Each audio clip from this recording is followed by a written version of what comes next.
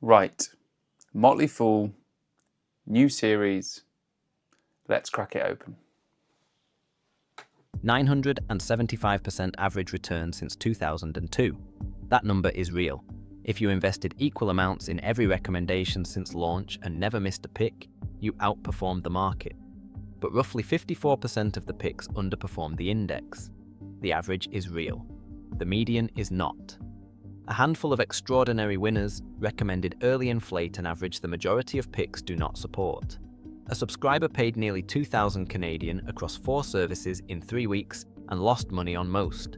Another's subscription renewed at nearly 3 times the original price without warning. 33 years with 0 enforcement actions, and billing complaints across 3 countries. Hard to cancel, price hikes on renewal, upselling toward a tier costing nearly $14,000 a year. The most cited statistic in this series is technically accurate and practically misleading at the same time. 2 brothers founded the company in 1993 in a small Virginia town as a print newsletter. The name comes from Shakespeare. The thesis was that professional financial advice enriched advisors more than clients, and that individual investors could make better decisions with better information. Their message board on the early internet became one of the most visited financial communities in the mid-90s. Millions of retail investors who had never engaged with markets beyond their workplace pension found a community that was educational, irreverent, and occasionally brilliant. The securities regulator examined their message boards in the 90s. Not enforcement, scrutiny of the medium. The founders cooperated, testified, and avoided action. The advertising model collapsed with the dot-com crash. They pivoted to subscriptions. The stock pick service launched in March 2002, near the bottom of the worst bear market in a generation. 2 picks per month. Buy great companies. Hold through volatility. Do not sell unless the thesis breaks. The timing of the launch is structurally embedded in the long-term performance. Picks made between 2002 and 2005 during the recovery entered at historically low valuations. That advantage cannot be replicated by someone who subscribed in 2020. The methodology itself is genuine. Identify exceptional businesses early, buy and hold. The founders are genuine long-term investors. In 2022, the securities regulator charged 2 individuals for front-running the service's recommendations, generating over $12 million in illicit profits. The case targeted the outsiders, not the company. But it demonstrated that the picks move markets, which is itself a credibility signal. The wealth management arm is registered with the securities regulator as a fiduciary advisor. Newsletter subscribers receive general anti-fraud protections, but not fiduciary advice. The distinction matters because what the advisory clients receive and what the newsletter subscribers receive are different products under different legal standards. The billing complaints are documented across 3 countries and follow the same pattern. A subscriber in Canada paid nearly $2,000 across 4 services in 3 weeks after starting with the base pick service. They lost money on most recommendations. The Business Standards Bureau listed the case as unpursuable because the Motley Fool Canada entity could not be located.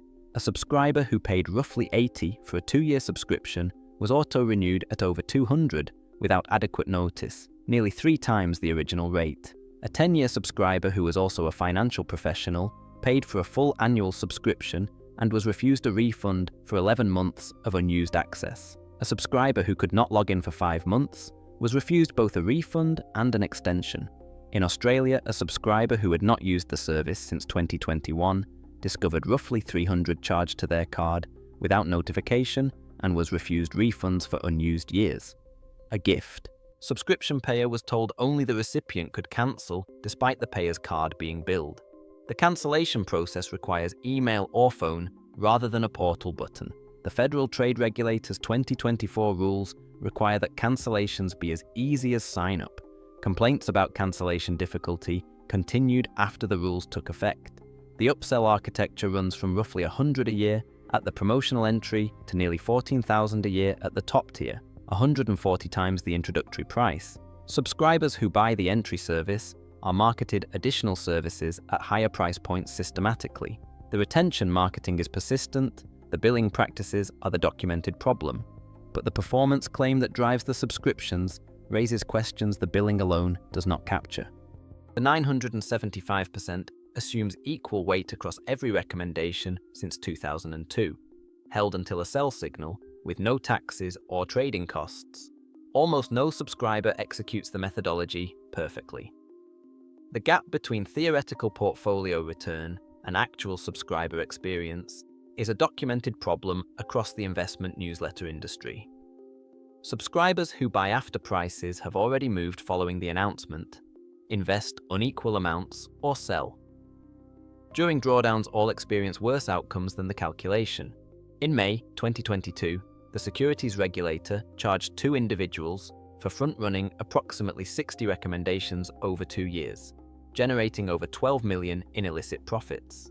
The case targeted the outsiders, not the company, but it demonstrated that the picks move prices significantly enough to generate that scale of profit from early access.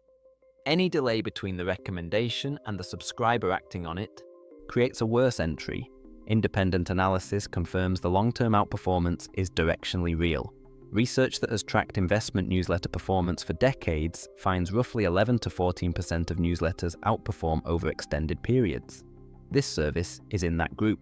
But for subscribers who joined during the growth stock era, a simple large-cap growth index fund returned roughly 400% versus the service's roughly 200% over the same period. In 2023, the service returned roughly 69% versus the index's 58%. In 2024, roughly 24% versus 25%, a slight miss. In 2022, growth stocks collapsed and the service underperformed. The long-term record is real.